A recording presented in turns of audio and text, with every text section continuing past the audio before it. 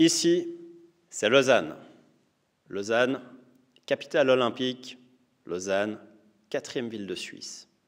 Lausanne, seule ville au monde à être dotée d'un guet ou d'une guette depuis 611 ans sans interruption. Ce symbole n'est pas anodin. Il démontre l'attachement des Lausannoises et Lausannois à être en sécurité et être secourus rapidement en cas de besoin. Et c'est l'essence même de notre activité, déployée tout au long de l'année au profit de la population de notre ville et bien au-delà. Cette année encore, 12 000 interventions d'urgence ont été menées à bien par le SPSL. Cela veut dire que 32 fois par jour, une sirène retentit et que tout est mis en œuvre pour apporter les compétences nécessaires sur le lieu d'un sinistre au profit des victimes. Et 2 éléments sont primordiaux par rapport à ces interventions. Le premier est qu'à chaque fois, l'intervention a pu être menée à bien. Cela ne va pas de soi en période de pandémie et cela met en évidence vos capacités élevées et l'agilité dont l'ensemble du personnel a fait preuve. Le second élément est qu'aucun ou aucune de vous n'a été blessé durant une intervention. Votre sécurité étant primordiale à mes yeux, c'est là un point particulièrement réjouissant. Comme vous pouvez le constater derrière moi, la salle Paderewski est vide. Vide physiquement pour la seconde année consécutive, la pandémie nous dictant nos actions dans le respect des mesures sanitaires. Cependant, cette capsule vidéo, faite à l'occasion du rapport annuel du service, va être riche et variée. Nous allons passer en revue les moments marquants de l'année 2021 au travers des chefs d'entité. Si toutes les missions ont pu être réalisées, c'est grâce à l'engagement de chacune et chacun d'entre vous dans un véritable travail d'équipe. Vous connaissez la pyramide de Maslow. Si vous n'avez pas mangé un bon repas ou que vous avez froid, vous ne serez pas efficace. La brigade de cuisine de la Rama ou l'atelier tailleur sont là pour garantir cette efficacité. Si vous n'avez pas les bonnes personnes au bon endroit et un véhicule qui tombe en panne, vous ne parviendrez jamais à destination. L'unité RH, la logistique et les ateliers veillent au grain. Enfin, si les prestations ne sont jamais facturées et que personne ne sait où l'on va et ce que l'on fait, c'est que le domaine financier, la division communication, le domaine administratif et la direction ne font pas ce qu'ils devraient. C'est ainsi que l'intervention devient la pointe de l'iceberg de notre service. Et aussi sa raison d'être, son fer de lance. Ce fer de lance, nous devons l'entretenir soigneusement et le maintenir toujours performant, notamment au travers de la formation continue. Celle-ci prend une place croissante de notre monde qui évolue tant du point de vue technique, sociétal ou environnemental. Le SPSL a dû agir durant l'année 2021 dans le contexte particulier de la pandémie. Au niveau organisationnel, c'est un travail conséquent et réalisé par l'ensemble des cadres, la direction du service et l'état-major d'IAM pour assurer les conditions garantissant le socle sécuritaire de base. Au niveau individuel, c'est la répétition des gestes barrières et du port du masque qui nous ont permis d'assurer les prestations toute l'année durant. Au-delà des interventions assurées dans un contexte compliqué, la mobilisation de la protection civile est encore à considérer comme historique. En effet, l'engagement n'a pas cessé depuis le 13 mars 2020 et le spectre de prestations est très large, allant de l'appui aux soins du CHUV au soutien des personnes précarisées, en passant par la vaccination. En 2021, avec la mise en service du nouveau poste de commandement sanitaire, une plus-value incontestable est apportée à la conduite d'interventions particulières et la gestion d'événements planifiés s'en trouve facilitée.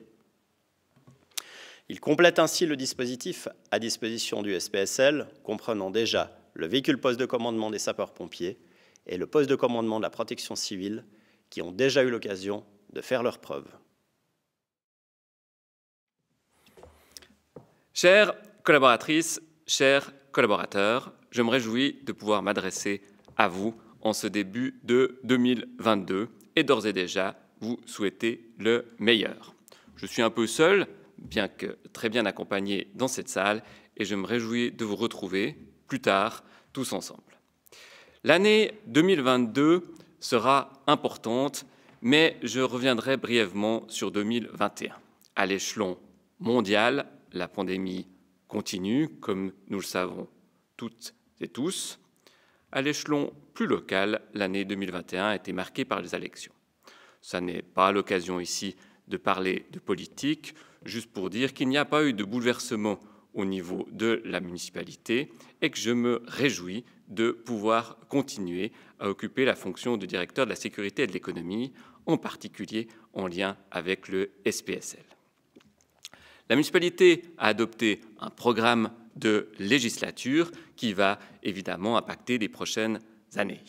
Il s'articule autour de 3 axes. Une ville qui grandit, la croissance est de retour en termes de population, la situation économique se stabilise malgré des éléments compliqués dans certains domaines, une ville qui rassemble, unie, nous sommes plus forts, nous l'avons vu au moment de la crise sanitaire, nous l'avons vu dans les différentes difficultés, une ville qui s'adapte, et c'est tout l'enjeu, s'adapter au changement climatique, s'adapter aux crises sanitaires et économiques, de façon à pouvoir réagir et retrouver une vie aussi normale que possible.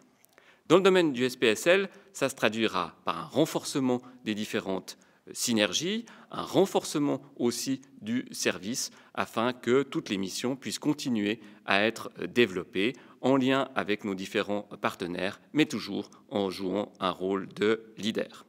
Et puis, ça concerne également Diam. On a vu son importance dans les différentes crises. Les synergies peuvent encore s'accroître avec les différents services de la ville, tant les différents objets et les crises à venir impacteront tous les services de la ville.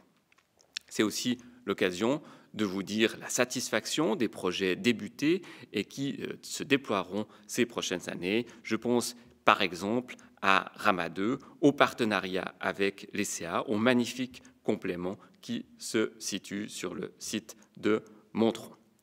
Je me réjouis également du redéveloppement de l'Académie latine des sapeurs-pompiers et des différentes synergies dans le domaine de la communication ou de l'informatique.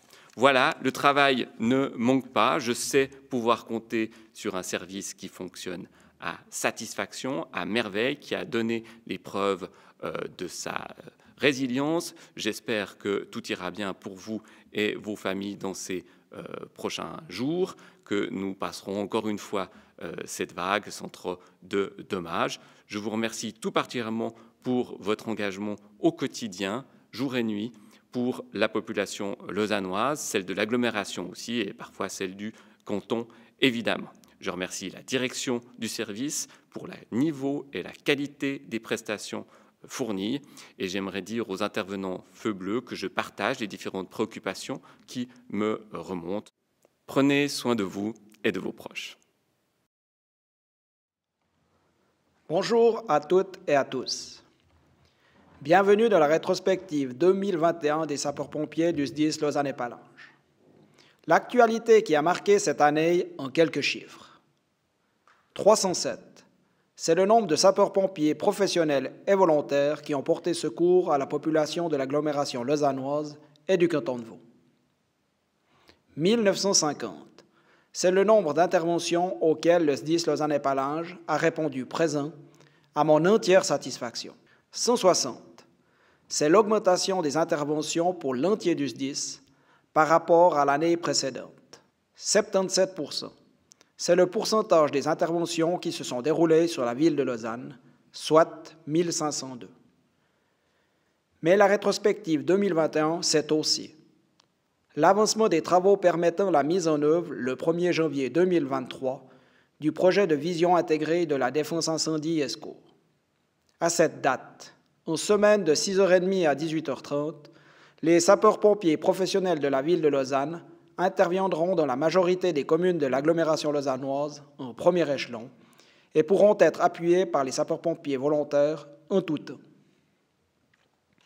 Le développement du plateau technique de formation de la RAMA a vu la construction d'un bâtiment supplémentaire qui accueille des salles de cours, des vestiaires, un atelier pour le rétablissement des APR et une piste pour entraîner les porteurs d'appareils respiratoires. Cette nouvelle structure accueille également un garage avec 2 véhicules qui sont à disposition pour la formation. Ce projet est le fruit d'une collaboration entre l'ECA et la ville de Lausanne. Toujours dans le cadre de la formation, une nouvelle structure a vu le jour dans le courant du mois d'août. Elle répond aux besoins futurs en optimisant les ressources humaines de l'inspectorat de l'ECA et des sapeurs-pompiers professionnels en augmentant les synergies existantes. En seront les bénéficiaires tous les sapeurs-pompiers vaudois de par le développement du plateau technique de formation de la RAMA, tout en intégrant un nouveau standard pédagogique et méthodologique. Depuis sa création, cette nouvelle structure a obtenu le label de qualité suisse EDUQUA. Les 22 et 23 septembre derniers, les sapeurs-pompiers du SPSL accueillaient tous les responsables de formation des corps de sapeurs-pompiers professionnels de Suisse. L'occasion de présenter la nouvelle structure de formation cantonale est l'outil PROSDIS permettant à tous les sapeurs-pompiers vaudois d'être mobilisés et guidés tout au long de l'intervention. Nous avons également présenté le Centre opérationnel de Lausanne, le CODIS, où nous gérons les opérations lors d'événements multiples. A été également instruit par les spécialistes secours routiers du SPSL l'approche et les dangers sur les nouveaux véhicules hydrogène et les stations de remplissage. En collaboration avec le Centre Sport et Santé des Sports universitaires de Lausanne, un concept est mis en place pour tous les sapeurs-pompiers professionnels. Celui-ci a comme objectif de faire un bilan de la santé de chaque collaborateur professionnel et d'accompagner ce dernier avec des personnels trainers internes pour maintenir ou développer sa condition physique. Nous avons répondu présent également dans le cadre de nombreuses demandes de formation pour des partenaires, que ce soit dans le cadre des missions de base, mais également avec nos différents détachements de spécialistes. La session 2021 de l'Académie latine a débuté le 6 avril sur le site du centre de formation de la RAMA et s'est terminée le 12 novembre. La volée était composée de 15 aspirants romans, dont 5 lausannois. Cette formation leur a permis d'acquérir les bases théoriques et pratiques de la profession. Il est à noter que 35 instructeurs sapeurs-pompiers du SPSL sont engagés pour dispenser la formation de base durant cette école. Le 31 mai dernier, le comité de l'Organisation du monde du travail des sapeurs-pompiers, l'OMTSP, se rendait à la RAMA pour accréditer l'Académie latine. Lors de cette visite, l'OMTSP a pu vérifier que les stages de formation étaient structurés et conformes aux standards usuels dans la formation en Suisse et ainsi accréditer l'ALSP comme organe dispensant une formation de haut niveau qualitatif en respectant les dispositions formelles, institutionnelles et légales. Nos sapeurs, tous détachements confondus, se sont entraînés sans relâche dans les différents domaines de la profession pour garantir une réponse opérationnelle de qualité. Une nouvelle fois, les sapeurs-pompiers volontaires ont répondu présents lors de différents services de prévention, mais également lors du Téléthon, où avec l'appui des jeunes sapeurs-pompiers, ils ont récolté plus de 11 000 francs. Merci à eux. Pour 2022, nous nous concentrerons sur les travaux permettant à la mise en œuvre de la nouvelle organisation VIDIS au 1er janvier 2023. Mais ce sera également de poursuivre la formation continue de tous les sapeurs-pompiers du SDIS afin de répondre de manière professionnelle à toutes les demandes de secours qui nous parviendront.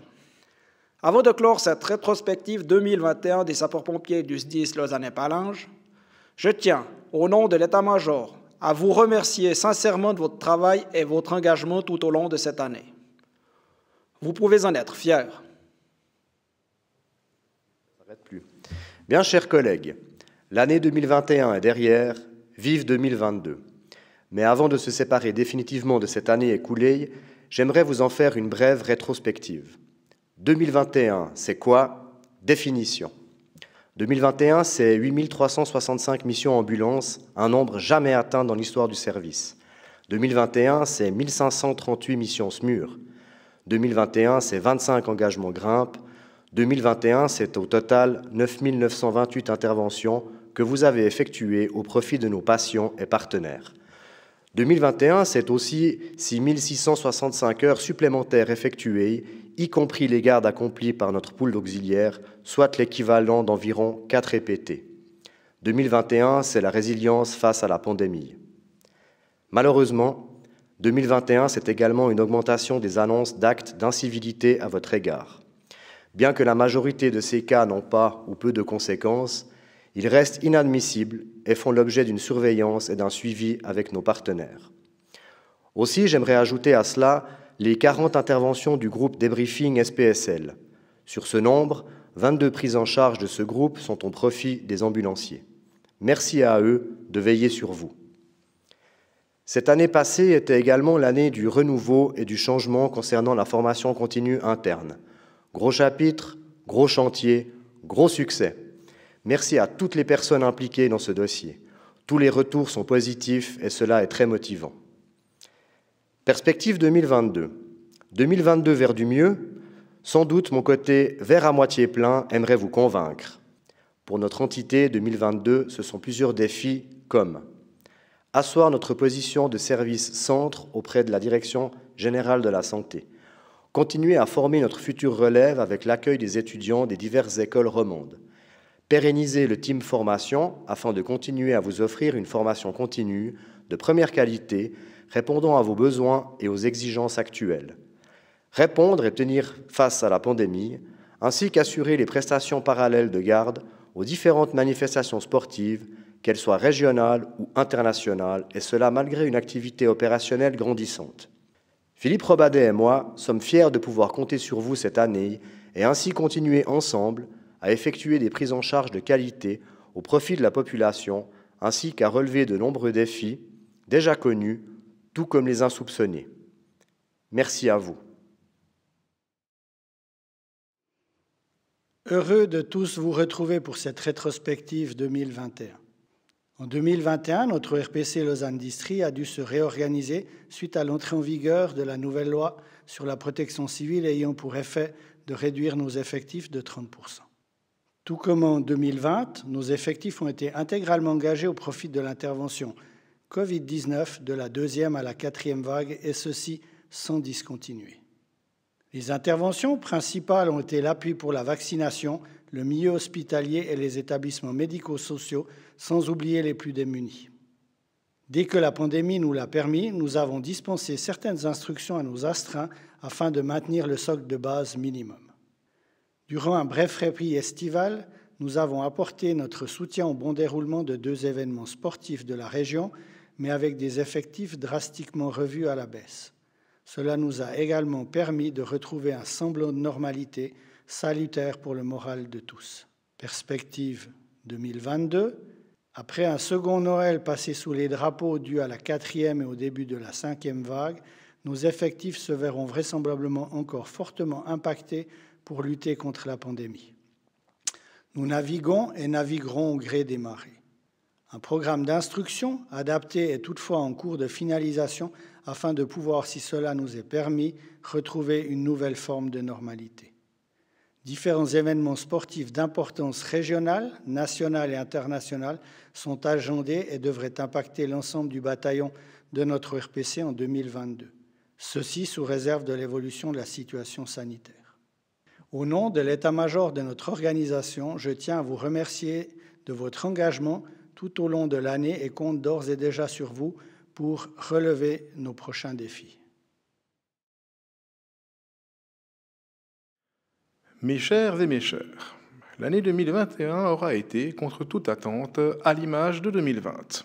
Dans ce contexte particulier, nous avons tout de même accompli 20 missions de soutien sanitaire opérationnel et une mission post-médicale avancée lors du récent incendie d'Écublanc le 30 décembre dernier. La formation a également dû s'adapter et vous avez eu le privilège de découvrir les premiers cours des PMA online. En 2021, malgré vos contraintes personnelles et professionnelles, ce ne sont pas moins de 5570 heures que vous avez consacrées à notre détachement. Merci à toutes et tous pour votre engagement. 2022 sera l'année de la reprise, nous le souhaitons tous. Ce sera aussi celle du renouvellement de notre véhicule de soutien sanitaire après 14 ans de bons et loyaux services, ainsi que celle du Tour de France en territoire suisse. Je sais pouvoir compter sur vous pour relever ces nouveaux défis. À très vite.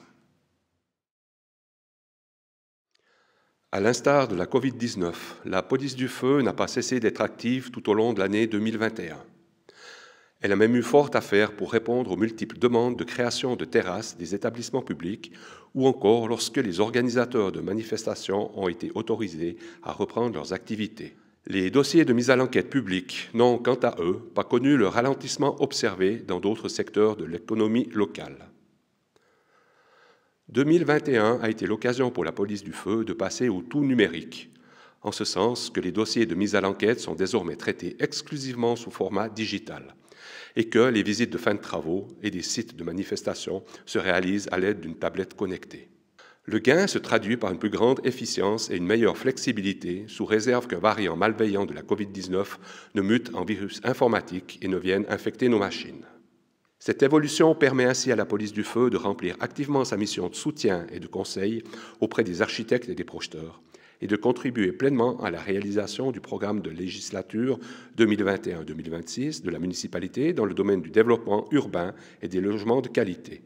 2021 a aussi permis de consolider l'insertion du télétravail dans la planification des visites de fin de travaux et de celle des lieux de manifestation, exercice de gymnastique qui frise parfois le grand écart. En 2022, la police du feu s'investira auprès des différents acteurs de la vie économique et festive de la ville de Lausanne par une sensibilisation aux aspects liés à la prévention et la protection incendie. Il n'est malheureusement pas exceptionnel que l'on rencontre des exploitants d'établissements publics n'ayant aucune idée de leurs devoirs et responsabilités dans ce domaine. Enfin, un collaborateur a fait valoir son droit à la retraite pour 2022, après plus de 24 ans de service au sein de la police du feu. Il nous quittera en septembre et il est à gager que son ou ses successeurs devraient être pourvus d'une bonne dose de compétences et d'une solide personnalité. Bon vent à lui et merci à tous pour le travail accompli. Le programme de législature évoqué par notre directeur nous donne la perspective de ces 5 prochaines années et le SPSL s'y inscrit pleinement. Nous allons plus que jamais positionner le service en tant qu'acteur indispensable au cœur du canton. Voici quelques exemples concrets. La mise en œuvre de VIDIS redonne un rôle central aux sapeurs-pompiers professionnels dans l'agglomération. Notre pôle médico-sanitaire, ambulance et DPMA, est toujours plus sollicité et son dynamisme doit nous maintenir en tant qu'acteurs clés au centre du canton. La protection civile a un ancrage régional qui lui permettra de relever les défis organisationnels à venir. D'un point de vue structurel, nous devrons tenir compte des résultats de l'audit du service et des contraintes d'économie imposées par la situation financière de la ville. Le SPSL est aussi un service valorisant, avec le rappel des compétences et du métier qui se traduit jusque dans les casques et vestes-feu. L'accompagnement tout au long de la carrière et l'élargissement du travail à temps partiel pour les sapeurs-pompiers professionnels à un taux de 80% visent à assurer la performance dans la durée et sa mise en vigueur en 2023 est une perspective proche. Le SPSL est un service contribuant à la durabilité avec par exemple le plan de restauration collective durable, l'acquisition de véhicules à propulsion alternative ou encore la pose de panneaux photovoltaïques à la Rama. Nous continuerons à avoir un service agile qui renforce ses interactions avec le corps de police. Cela est déjà vrai pour la communication et déploie ses effets dans l'informatique et les télécommunications. Finalement, le SPSL est un service au cœur de Lausanne la sportive, actif à chaque manifestation d'importance.